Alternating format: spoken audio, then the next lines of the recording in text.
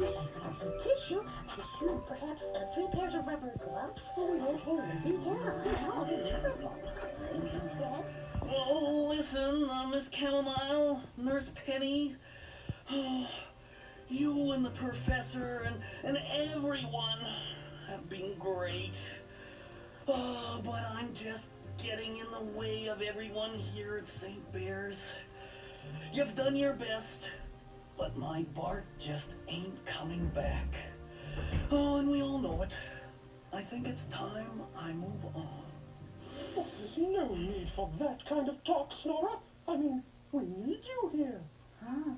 The hospital wouldn't be the same without you. Please don't go, Snorer.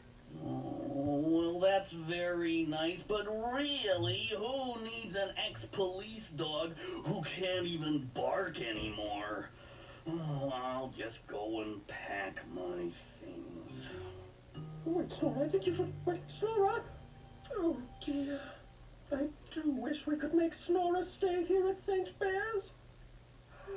Yeah, well, if only they were right, Bob. Come on, let's go somewhere quiet and think about what we can